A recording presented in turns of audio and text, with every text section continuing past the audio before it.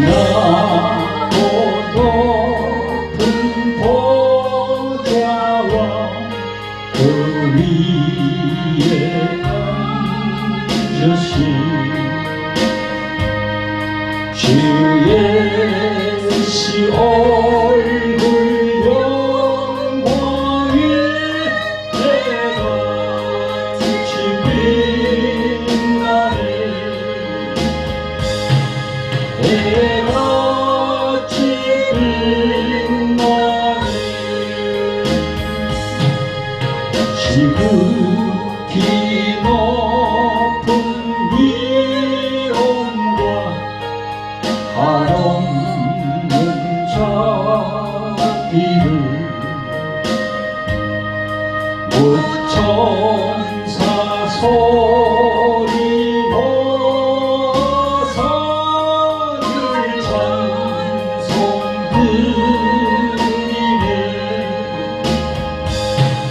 늘 찬송 드리네.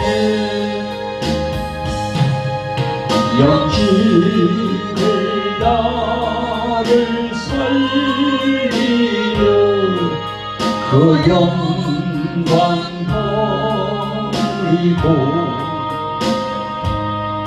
그 부끄러운 십자가 나를 위해 지셨네. 나를 위해 지셨네. 할렐루야 할렐루야. 성삼위 하나님 영광으로 받아 주시옵소서. 영광으로 받아 주시옵소서.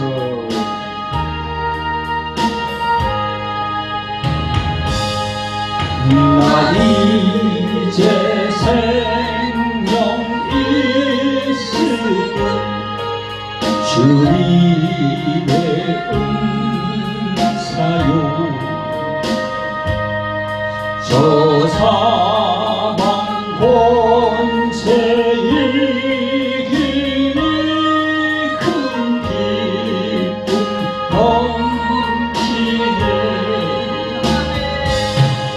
큰 기쁨 넘치네.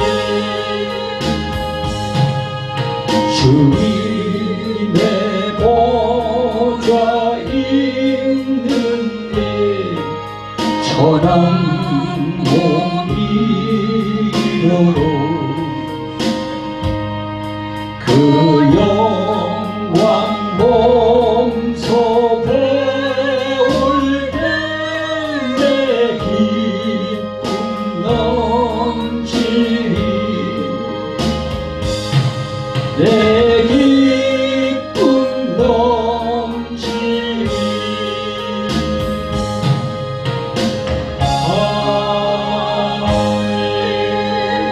할렐루야. 네, 성도 여러분, 구독자 여러분 반갑습니다. 오늘 정말 본문의 말씀은 로마서 3장 23절부터 25절, 그리고 로마서 5장 12절, 그리고 요한복음 1장 1절부터 3절까지 말씀이 되겠습니다.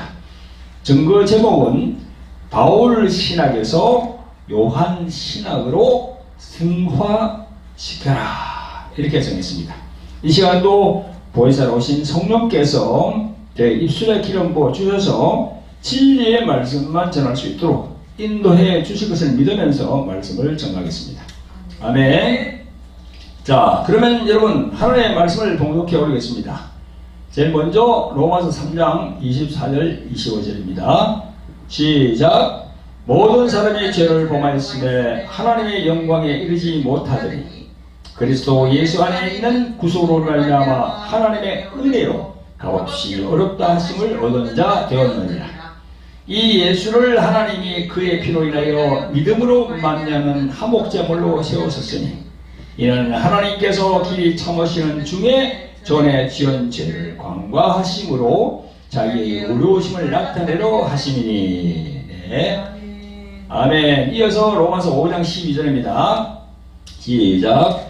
이러므로 한 사람으로 말미암아 죄가 세상에 들어오고 죄로 말미암아 사망이 왔나니 이와 같이 모든 사람이 죄를 지었으므로 사망이 모든 사람에게 이르렀느니라. 아멘. 자, 그리고 이어서 마지막 오늘 본문 요한복음 1장 1절부터 3절까지입니다. 시작. 태초에 말씀이 계시니라. 이 말씀이 하나님과 함께 계셨으니 이 말씀은 곧 하나님이시라. 그가 태초에 하나님과 함께 계셨고 만물이 그로 말미암아 지은 바 되었으니 지은 것이 하나도 그가 없이는 된 것이 없느니라. 아멘.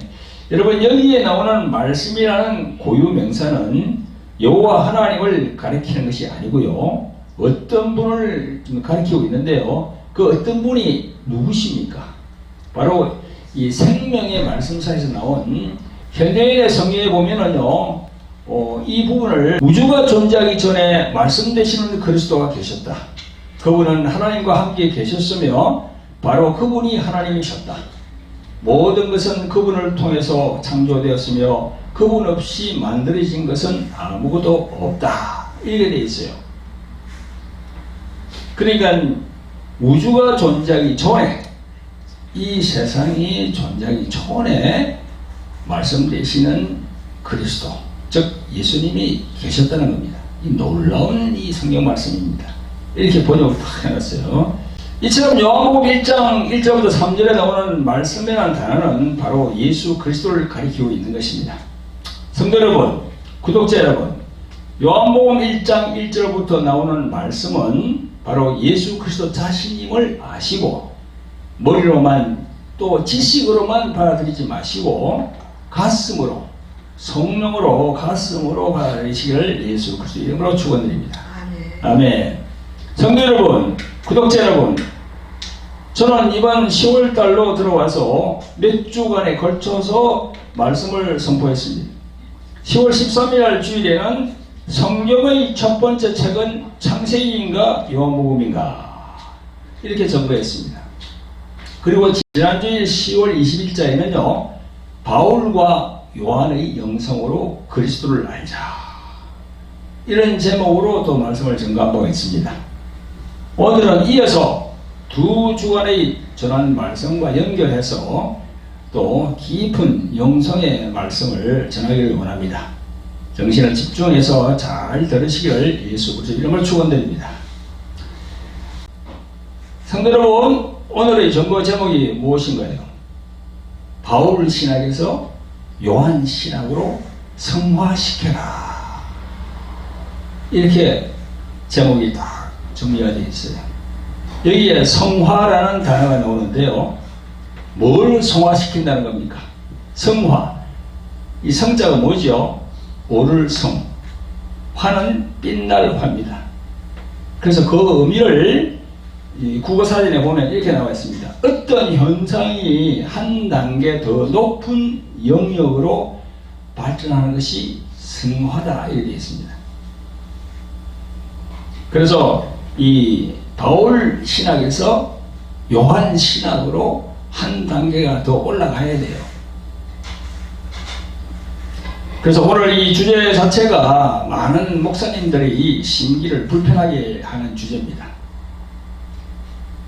바로 바울 신학에서 요한 신학으로 성화시켜라. 바울 신학이 어떤 신학이기 때문에 한 단계를 더 높은 영역으로 발전을 시켜야 한다고 할까요? 많은 목사님들이 이 동영상으로, 유튜브로 올라가는 이 동영상을 보고 아마 의문을 가질 거예요. 왜 성화시켜야 하지? 왜 요한 신학으로 더 높은 영역으로 발전을 시켜야 하는가를 지금부터 제가 하나하나 이렇게 점검을 할 테니까요, 정말 배우는 자세로 들어주시기를 예수 그리스도 이름으로 축원드립니다. 아멘. 성도 여러분, 구독자 여러분, 21세기를 살고 있는 이 현대 시대의 신학은 바울 신학이라고도 그렇게 말을 많이 합니다. 그래서 현대 신학은 곧 바울 신학이고, 바울 신학은 현대 신학을 이끌고 있는 신학이라고 그렇게 말들을 많이 합니다. 그 바울 신학은 성경에 나와 있는 말씀 위주로 정립을 했기 때문에 현대 교회는 말씀 위주의 교회라고 그렇게 얘기합니다. 말씀 위주의 교회. 많이 들어봤죠? 성경에 있는 하나님의 말씀은 너무나도 중요합니다. 하나님의 말씀이 교회에 없으면 되겠습니까? 너무나도 중요하죠. 그 대표되는 말씀이 어디 있습니까? 예수님이 성령에게 이끌려서 마귀에게 시험을 받으러 강녀로 가셨을 때 시험하는 마귀가 40일을 밤낮으로 금식하신 후에 죽이신 예수님에게 무엇이라 했습니까? 마태복음 4장 3절에 보면 시험하는 자가 예수께 나와서 가로되 내가 만일 하나님의 아들이거든 명하여 이 돌들이 떡되게 하게 하라. 이렇게 예수님을 시험을 다 했어요.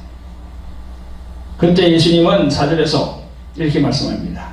예수께서 대답하여 가라사대 기록되었을 때 사람이 떡으로만 살 것이 아니요 하나님의 입으로 나오는 모든 말씀으로 살 것이라 하였느니라. 이렇게 다 하시면서 마귀의 공격을 무력화시키셨습니다. 성도 여러분, 이처럼 성경에 나와 있는 모든 말씀은 너무나 중요한 거예요. 하나님의 말씀, 이 말씀이 우리 신학의 근본이 되기에 그렇습니다. 이렇게 말씀이 중요하다 보니까 목사를 배출하기 위하여 신학교에서는요, 말씀 위주의 신학을 가르치게 되는 거예요. 여러분, 하나님의 말씀을 잘 가르치려고 하면 무엇이 필요합니까? 체계적인 어떤 그런 조직이 필요합니다. 그것이 신학교에서 가르치는 조직신학이라고 하는 거예요. 조직신학. 영어로 하면 Systematic Theology라고 합니다. 그러니까 이 시스템이라면 영어로 시스템은 조직 아닙니까? 그죠? 거기서 이제 파생된 그런 그죠? Systematic. 여러분, 이 조직할 때 조자는 뭡니까? 끈 조고 직자는 짤 직자예요. 그러니까 신학은 신자는 신자니까 또 학은 배울 학자고, 그러니까 조직 신학은 하나님을 배워나가는 그런 학문이다. 그런 거죠. 그래서 이제 조직 신학에 대해서 제가 부연 설명을 드린다면, 조직 신학이라고 하는 것은 성경 전체의 내용이 우리에게 무엇을 가르치는가, 이런 질문에 답을 하는 것이 바로 조직 신학입니다. 따라서 다양한 주제와 관련된 성경 본문을 통해서 그 가르침을 요약하고 정리하여서 각 주제별로 우리가 무엇을 믿어야 하는지 알게 해주는 것이 바로 조직 신학이다. 이렇게 말할 수 있습니다. 그 내용은 대략 7가지에 나옵니다. 서론, 신론, 인간론, 죄론, 기독론, 구원론, 교회론, 종말론, 성령론, 뭐 이런 과목이 있습니다. 그리고 기독교 신학 중에서는요, 또 조직 신학 말고도 실천 신학이라고 해서 이 교회의 실제적인 여러 가지 문제나 실천적 방법 따위를 다루는 그런 기독교 신학의 한 분야가 또 있습니다. 그래서 종교의식, 강론, 교리교육, 선교, 교회, 목회, 상담, 복지 이런 것들이 있죠. 그래서 이제 실천 신학으로서는요, 선교학, 목회학, 뭐 상담학 이런 파트가 나눠집니다. 사실 실천 신학 안에 이 치유학이 들어가 있어야 되거든요. 근데 그 치유학이 없어요. 모르겠습니다. 지금은 제가 신학교 다닐 때는 보지를 못했습니다. 지금은 있는지 모르겠는데 이 치유학이 들어가야 되거든요. 지금 말이죠, 이 악한 영들로 인해서 얼마나 고통당하는 성도들이 많습니까? 이 목사님들이 해결을 못해요. 그 치유가 들어가야 되거든요. 근데 이 치유하고 말이죠, 이 이성적인 머리로 하는 게 아니에요. 그건 성령의 인도가 있어야 되거든요. 우리 말고, 우리 영 말고 성령의 인도가 있어야 돼요. 그래야 그걸 우리가 치유할 수 있거든요. 여러분, 어떤 목사님이 누구를 치유했네, 어떤 목사님이 뭐 또 장로님이 치유했네. 치유하시는 분은 누굽니까? 하나님이 하시는 거예요. 그냥 목사나 장로, 뭐 권사 그런 사람들은 그냥 스님만 도구예요, 도구. 성령의 인도가 있어야만이 이 치유가 될 수 있거든요. 그래서 이건 신학교에서 이 치유학을 가르쳐야 돼요. 자, 여러분 다시 조직신학으로 돌아가서 그 내용이 신론, 인간론, 죄론, 기독론, 뭐 구원론 등 이렇게 무슨 론으로 시작되잖아요. 이 론이 무엇이죠? 한문으로 말하면 언론할 논이에요. 그래서 우리가 학위 논문을 제출할 때 논문이라고 그러잖아요. 논문. 그죠? 그 논문이 뭡니까? 어떠한 주제에 대해서 저자가 자신의 학문적 연구 결과나 의견 및 주장을 논리에 맞게 풀어 써서 일관성 있게 형식에 맞춰 제출하여서 검증받는 것이 논문입니다. 그래서 조직 신학도 각 분야별 인간이 언론하고 생각한 것을 다 이게 조직적으로 딱 기록해놓은 거예요. 조금 전에 제가 조직 신학의 영어로 뭐라 했습니까? 시스템매틱 디알리지라고 그랬잖아요. 근데 이 디알리지는 영어 발음이고 이 원어 이 그리스 말에서는요 뭐로 되어 있나 그러면요 그냥 데올로기아라고 되어 있어요. 왜 데올로기아라고 되어 있습니까? 그게 앞에는 그게 데오스거든. 뒤는 알리지. 데오스는 뭡니까? 데오스는 뭐죠? 그리스 말로 하나님이라는 거예요. 그래서 스페인 말로는 디오스라고 합니다. 약간 다르지. 신학은 하나님을 알아가는 학문이에요. 학문. 그래서 인간의 생각을 중심으로 하나님을 알아가는 학문이기 때문에 그 안에는 이성적인 면이 다 이게 개입이 되는 겁니다. 그래서 다분히 인간의 지성을 바탕으로 해서 하나님의 생각을 정리해 놓았다고 볼 수 있죠. 그러면 이것이 잘못되었나? 그렇지 않습니다. 잘못된 건 없어요. 신학에서 들어가면 필수적으로 이런 신학을 배우고 자신에게 접목시켜야 하는 겁니다. 다만 제가 조금 전에 말씀드린 대로 신론, 뭐 인간론, 이 논이 많다 보니까 또 그리고 목회학, 선교학, 학이 많잖아요. 그래서 신학 학문은 주의 종이 길러가는 데 있어서 반드시 필요한 학문이지만 이것이 다분히 이성적, 머리에서 생각에 잠긴다는 거예요. 성령의 인도함이 없다는 겁니다. 그게 문제지요.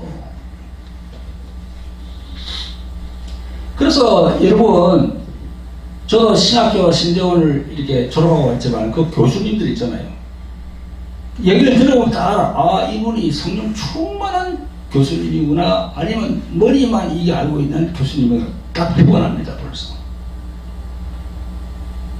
근데 성령으로 충만한 교수님이 없어. 손꼽을 정도예요. 뭐 미국에서 무슨 박사 해가지고 주름주름 달았지만 성령의 인도함이 없는 그런 분들이 참 많습니다. 성도 여러분, 비독자 여러분, 세상에 보면 철학이라는 학문이 있습니다. 어떤 대학에는 뭐 철학과라고 있더라고요.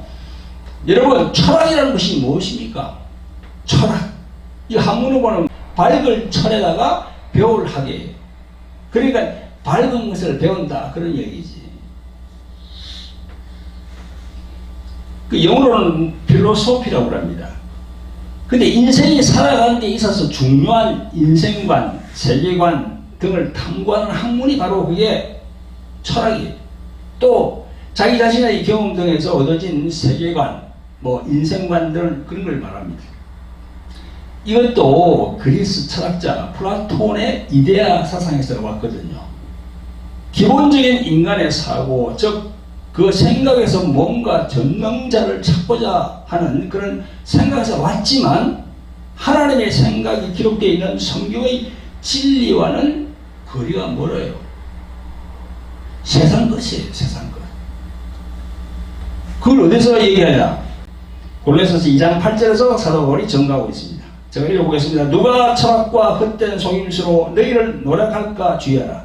이것이 사람의 유전과 세상의 초동 학문을 쫓음이요 그리스도를 쫓음이 아니니라. 이렇게 분명히 기록하고 있어요. 이 사람의 유전이 뭐죠? 내려온 전통이에요.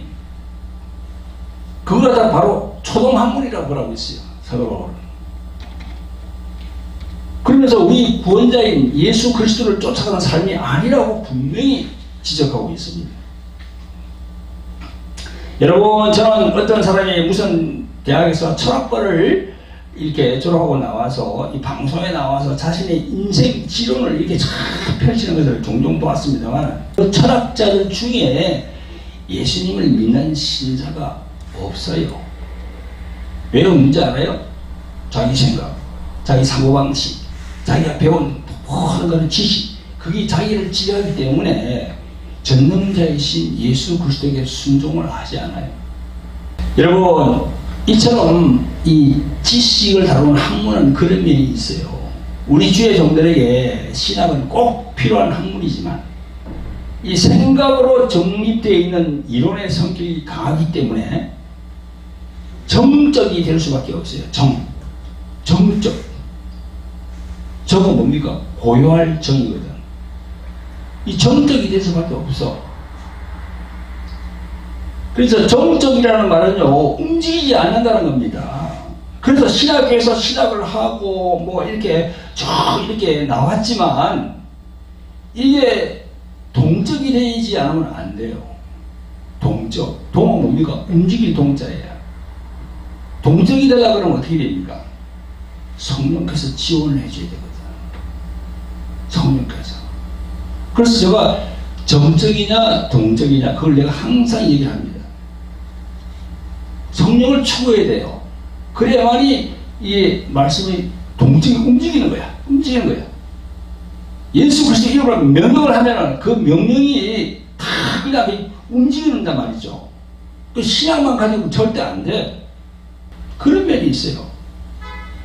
그걸 아셔야 돼요.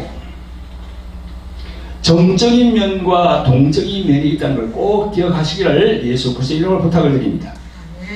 성도 여러분, 제가 서두에서 말씀드릴 때 현대 신학을 이끌고 있는 것은 바로 어떤 신학을 했습니까? 어떤 신학이라고 했죠? 바울 신학이라고 했습니다. 그 바울 신학은 어떻게 정립이 되어 있다고 했습니까? 말씀 위주로 정립이 되어 있다고 했습니다. 하나님의 말씀 위주로 되어 있는 그 바울 신학이 왜 잘못되었는가?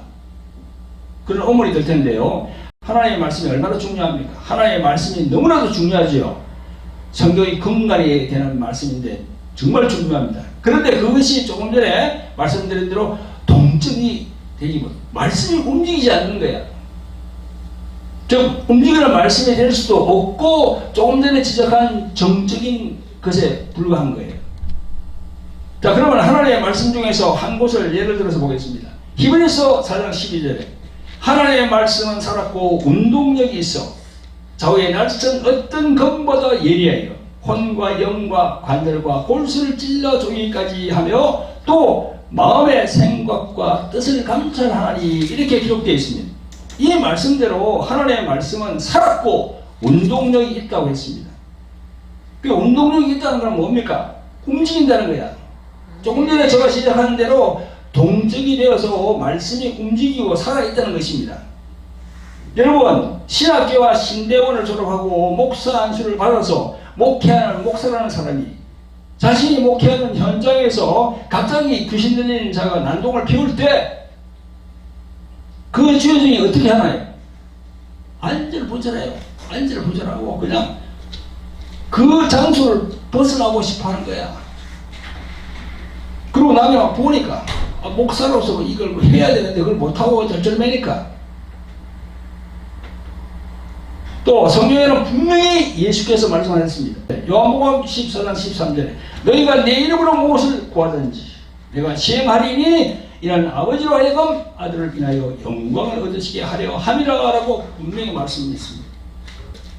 마가복음 16장 17절 18절에 믿는 자들에게는 이런 표징이 있다라니 곧 저희가 내 이름으로 귀신을 쫓아내며 새 방언을 말하며 뱀을 집으며 무슨 독을 마실지라도 해를 받지 아니하며 병든 사람에게 손을 얹은 적 나으리라 하시더라. 이렇게 예수님께서 말씀하셨습니다. 이렇게 분명히 하나님의 말씀이 나와 있는데 왜 이 말씀과 같이 목사, 장로, 전도사, 선교사가 당당하게 그렇게 하지 못합니까? 왜 그렇게 못하지요? 그 원인은 이 신의 학문이라고 하는 이 신학을 다 하고 마쳤지만 성경의 하나님의 말씀이 정적으로 머리에만 남아있기 때문에 그런 겁니다. 이 머리에서 성령에 의해서 자신의 가슴으로, 그죠? 내려와야 이게 동적이 되는 거예요. 말씀이 움직이는 겁니다. 그게.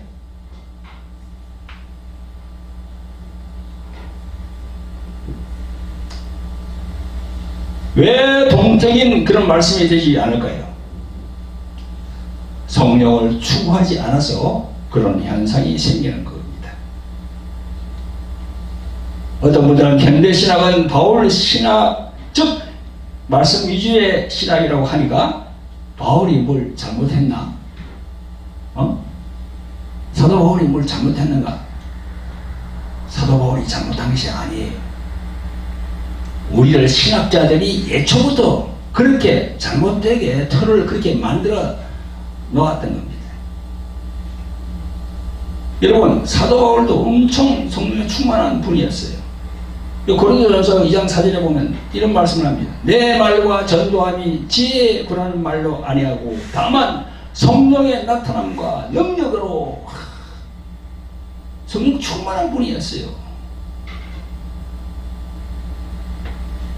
사도 바울을 탓할 것이 아니라 우리 현대교회의 신학 기조를 탓해야 되는 겁니다. 여러분, 신학 중에서 세대주의 신학이라고 있습니다. 이 세대주의 신학은 세대를 끊어서 구분하는 신학이라고 할 수 있습니다. 많은 한국의 목사들이 이 세대주의 신학을 신봉하고 있습니다. 미국의 신학의 영향을 받아서 아브라함 시대는 족장 시대, 또 모세 시대는 율법 시대, 또 선지자 시대, 뭐 이렇게 다 이렇게 세대별로 끊어서 이렇게 가리키는 그런 신학입니다. 그리고 예수님이 초림하신 그 시대를 기준으로 그때는 성령의 역사가 풍성히 있었지만 성령의 은사 등은 그 초대 교회에서 끝이 났다. 이렇게 신학의 기준을 잡고 있어요. 그러면서 이 성경 말씀 하나면 된다. 그저 이 성경 말씀 이거 하나면 된다라고 그분들이 얘기합니다. 그래서 지금 이 시대는 성령의 역사 그런 거 필요 없다. 뭐 예언, 방언, 뭐 또 축사, 뭐 이런 거 다 필요 없다. 성경 말씀만 있으면 된다고 그렇게 얘기합니다. 그러니까 신학교의 주류가 말씀 위주가 되는 거예요.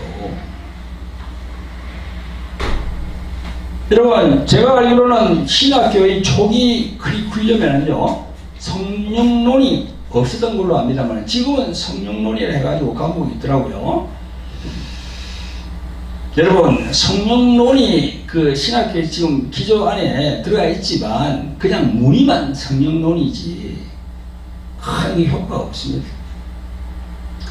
지금 이 방송을 듣고 계신 목회자 여러분들이 듣기에 거부하겠지만 사실이 그래요. 지금 세대주의 신학이 강한 목사들은요 지금도 성령의 역사를 인정하지 않습니다.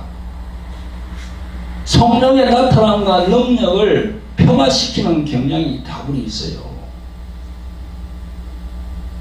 그 폄하시키면 큰일 납니다. 그거 그냥 아무 말 하지 않고 중간에 있는 게 나아요.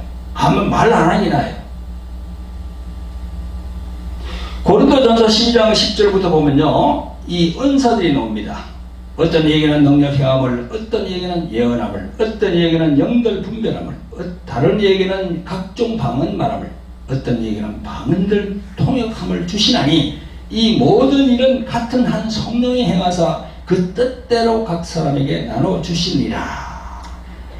이 말씀을 인정하지 않아요. 이거는 그냥 초대교회 때 2000년 전에 끊었다는 겁니다. 과연 그럴까요? 세대주의는요 미국 기독교에서 태동이 되어서 한국 목회자들에게 파급이 되었는데요, 이러한 세대주의 신학을 신봉하는 목사들이 말하는 근거를 들어보니까 딱 근거가 있어요. 그게 그냥 아무렇게 하는 게 아니에요. 그 근거를 보니까 고린도전서 13장 9절부터 10절에 있습니다. 우리가 부분적으로 알고 부분적으로 예언하니 온전한 것이 올 때에는 부분적으로 하던 것이 배하리라. 이 말씀 중에서 온전한 것이 올 때에는 이 구절입니다.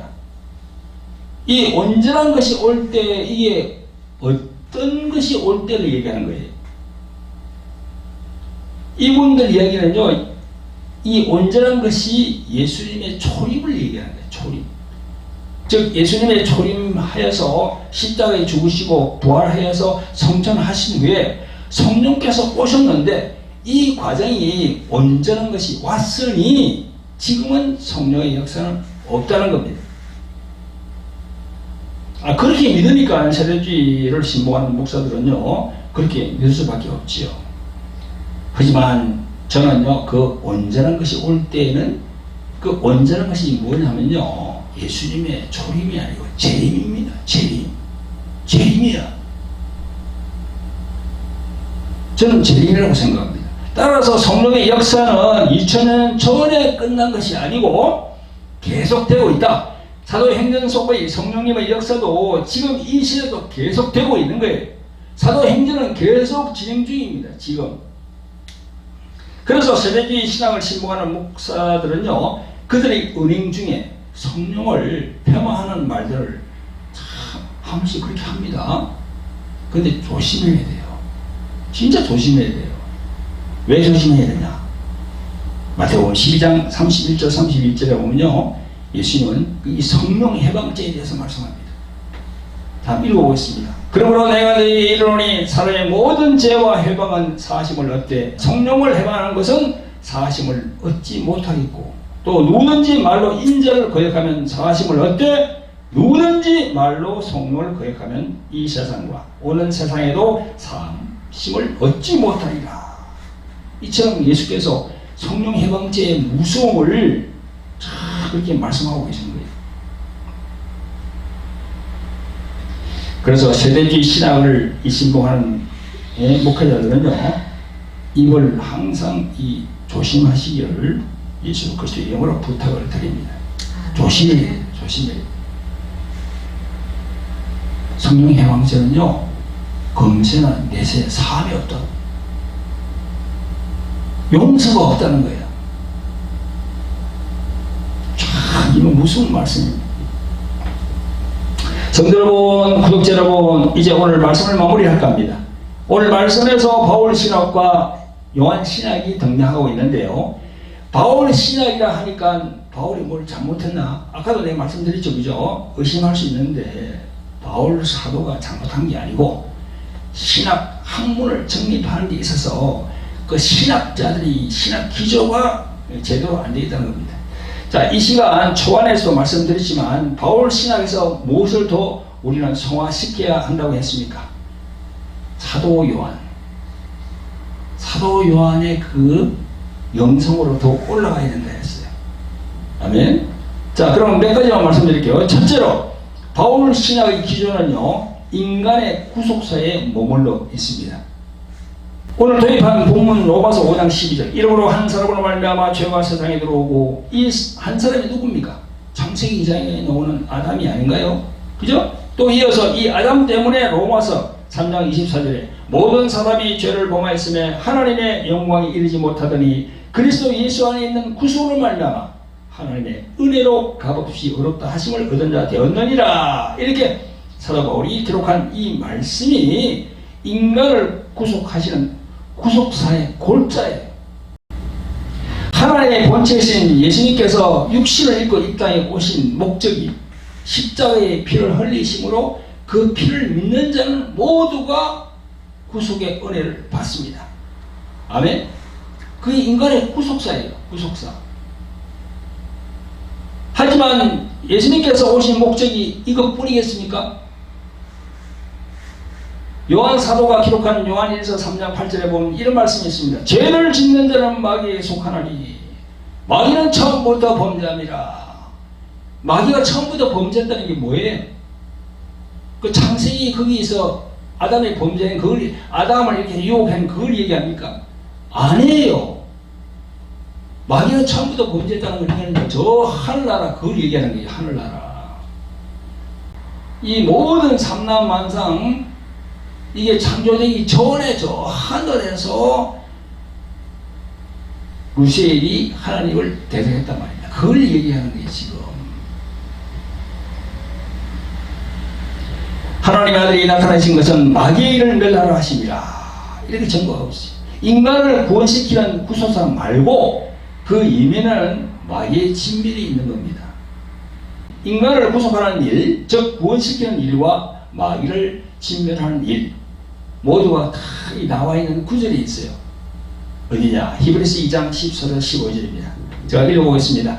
자녀들은 혈육에 속하였음에 그도 또한 한 모양으로 혈육에 함께 속하심은 사망으로 말미암아 사망의 세력을 잡은 자 곧 마귀를 진멸하시며 또 죽기를 무서워함으로 일생에 매여 종로로 타는 모든 자들을 놓아주려 하심이니 라고 되어 있어요. 이 말씀에서 두 곳이 딱 나오잖아요. 즉 인간을 구원하는 그 구속사 그 일과 뭐 마귀를 진멸하는 게 또 나와 있어요. 그래서 예수님이 이 십자가에 주시는 이 사건 그거는 두 가지 이유가 있는 거예요. 우리 인간을 구속하는 일, 죄에서 그리고 마귀를 진멸하는 일 그 두 가지가 있는 겁니다. 그래서 저희들 교회에서는 이렇게 벽에 예수님의 십자가 사진을 이렇게 딱 이렇게 해놨습니다. 사진이죠. 이걸 크게 해서 이렇게 해놨거든요.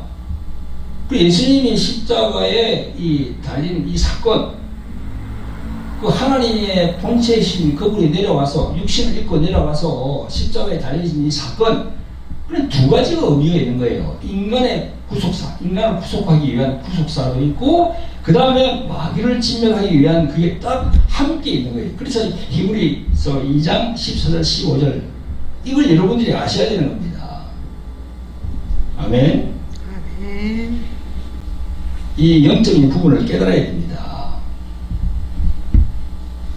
근데 이게 뭐 깨닫기 위해서는 이 마귀에 대해서 공부를 해야 되는데, 이 신학교 아까 내가 그랬죠. 신학교에서 조직신학을 가르치는데 7가지가 있다고, 그죠? 그 안에 마귀론이 없어요. 하나님에 대해서 잘 가르쳐, 우리 인간에 대해서 잘 가르쳐, 죄에 대해서 잘 가르쳐, 또 무슨 종말론에 대해서 잘 가르쳐. 근데 그 안에 마귀론이 없습니다. 마귀에 대해서 집중적으로 이렇게 가르치는 게 없다고요, 신학교에서. 저도 배우지 못했어요. 그러니까 이게 답답한 거지. 그래서 저도 이 신학교 신대원을 졸업하고 나와가지고요, 막 찾아다니면서 이 큰 이런 영적인 부분을 잘 알고 있는 목사님들이 많아요. 그래서 난 막 찾아다니면서 저도 배웠습니다. 그리고 또 외국에 있는 그 저명한 그 외국 목사님들 책도 많이 구입해서 제가 많이 읽었어요. 그렇게 이 마귀에 대해서 영적인 지식과 통찰력이 없으면요, 이 마귀를 이길 수가 없습니다.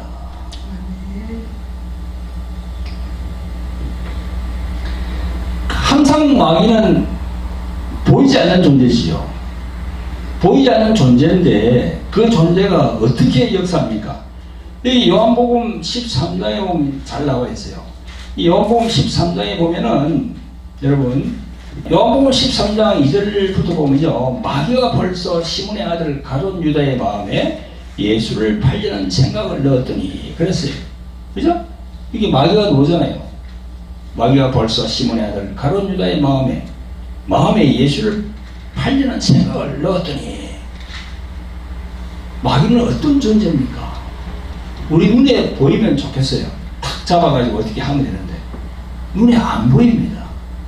그 마귀 밑에 있는 이 그런 타락한 천사들, 또 뭐 귀신들, 역하는 영들 눈에 안 보여요. 눈에 안 보이는데 그네들이 하는 게 뭡니까? 이 생각을 좌지우지합니다.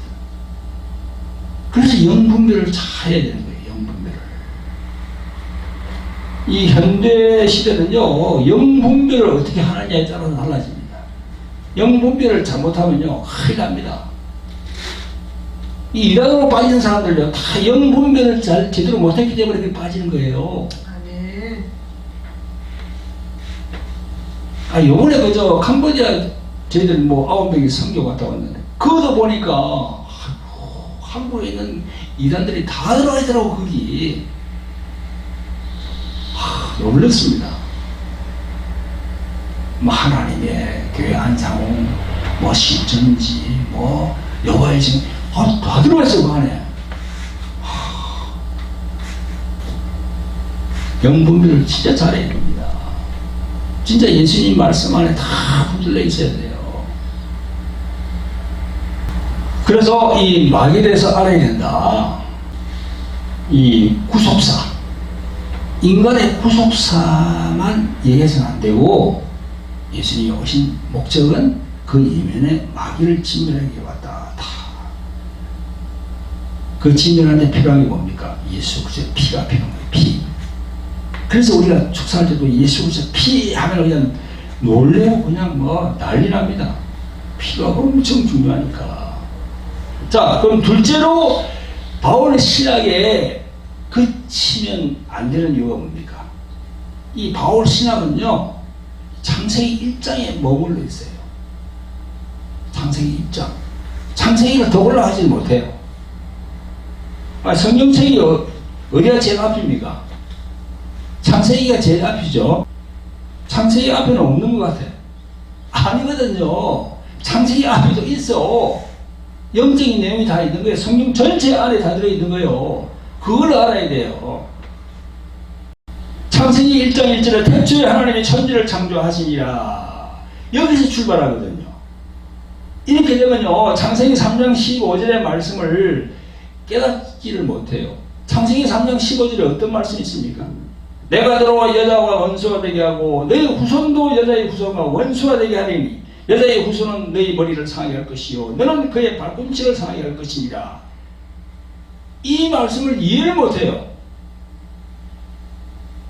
이 말씀은 하나님께서 마귀에게 하신 말씀이거든요. 여기에 나오는 여자의 후손은 누굽니까? 그리스도 예수를 말씀하신 거예요. 왜 여자의 후손과 마귀가 원수지간이 되는지, 또 여자의 후손은 마귀의 머리를 상하게 하는 것이 무엇인지, 그리고 왜 마귀는 여자의 후손 발꿈치를 상하게 하는 것인지를 몰라요. 창세기 앞을 보지 않았기 때문에 그런 거예요. 창세기 앞으로 올라가야 돼요.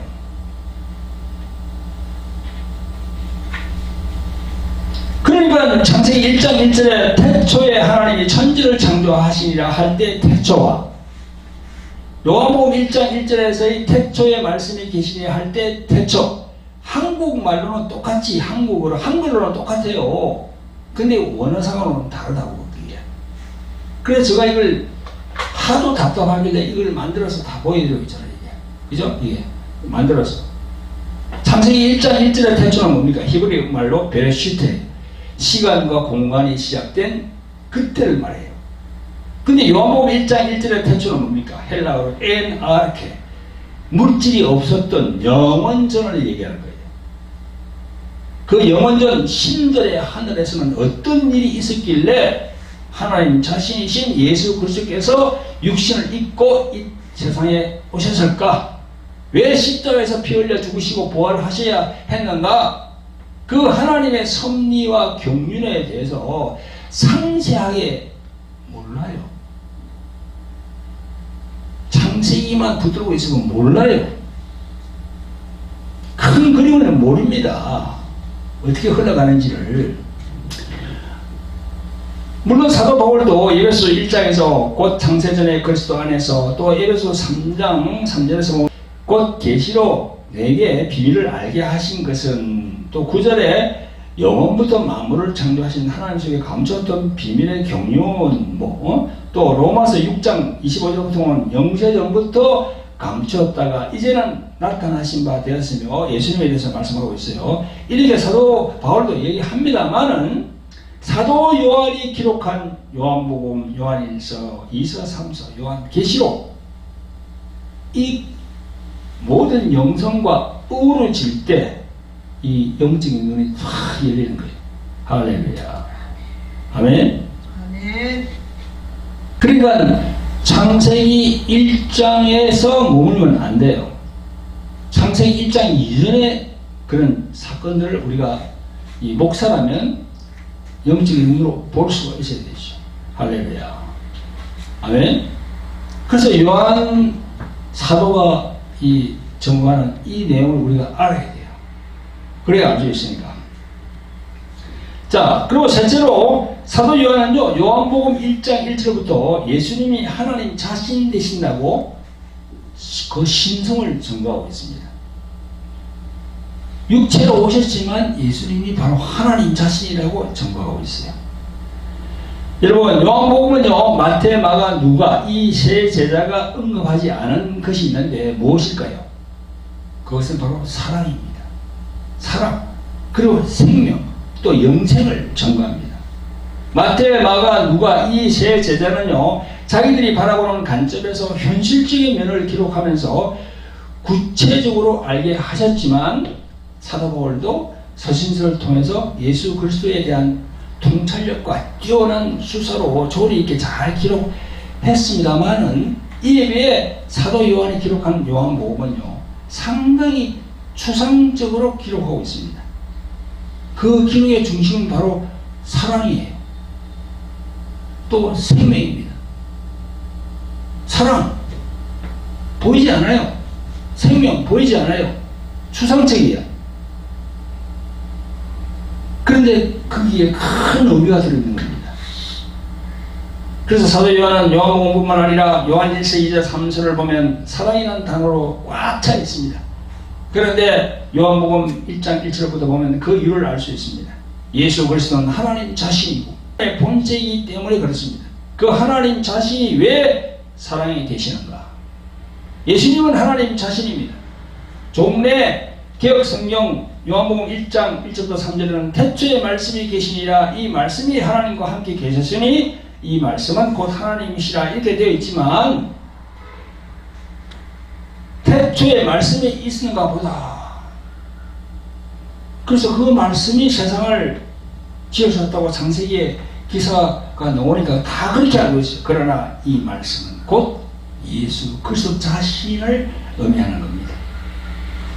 그래서 똑같은 성경, 현대어 성경을 보면요, 헬라 원문에 놓은 그대로 완벽하게 번역을 했습니다.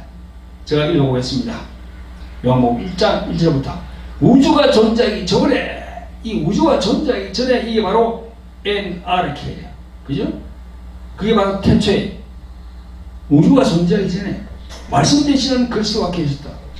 그분은 하나님과 함께 계셨으며 바로 그분이 하나님이셨다.